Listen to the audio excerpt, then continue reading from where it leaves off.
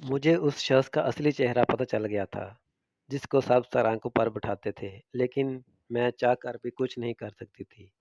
پھر اگلے دن سارے محلے میں بات پھیل گئی کہ پیر صاحب مسلسل دوسری رات بھی خدمت کا موقع ہمارے گھر والوں کو دینا چاہتے ہیں۔ میں سمجھ گئی تھی کہ پیر صاحب کی نظر مجھ پر ہے۔ اس رات بھی حسب توقع پیر صاحب کی ٹانگیں دبانے کی ذمہ داری مجھے دی گئی۔ اس رات پہلے تو وہ دیر تک مجھ سے ٹانگیں دباتا رہا۔ جب اس نے دیکھا کہ میری ماں سو گئی ہے تو مجھے کہنے لگا کہ تم تھک گئی ہو، تھوڑی دیر یہاں بستر پر لیٹ جاؤ،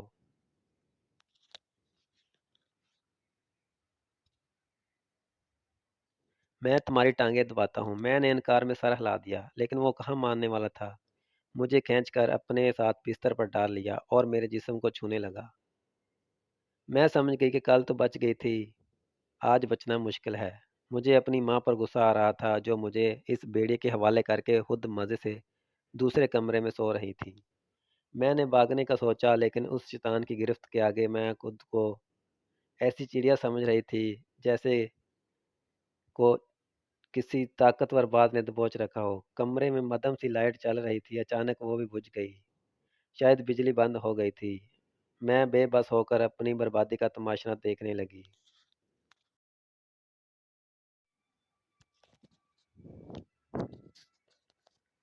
اب وہ جیلی پیر بستر سے اٹھ کر بیٹھا ہوا تھا اور میں قسمت کی ماری خوف سے آنکھیں بند کر کے لیٹی ہوئی تھی۔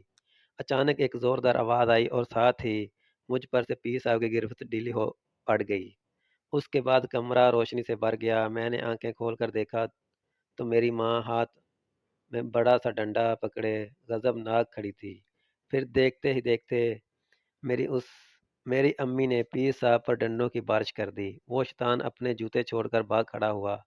اس نے دروازہ کھولا اور رات کے اندھیرے میں فرار ہو گیا۔ اس کے بعد وہ جیلی پیر کبھی ہمارے علاقے میں نظر نہیں آیا۔ میری امی نے مجھے بتایا کہ اس کو شک پیر صاحب پر پہلے رات ہی ہو گیا تھا، لیکن آج رات میں نے چھپ کر سب کچھ اپنی آنکھوں میں دیکھ لیا تھا۔ میری امی نے خود ہی گھر کی لائٹ بند کی تھی تاکہ پیر صاحب کو پہل تاکہ پیر صاحب کو سنبھلنے کا موقع نہ مل سکے۔ پھر مجھے گلے سے لگا کر کہنے لگی کہ میری بیٹی، یہ کیسے ممکن ہے کہ اتنا سب کچھ ہو جائے اور تمہاری ماں کو خبر نہ ہو۔ میں ماں کی گود میں بیٹھی رو جا رہی تھی۔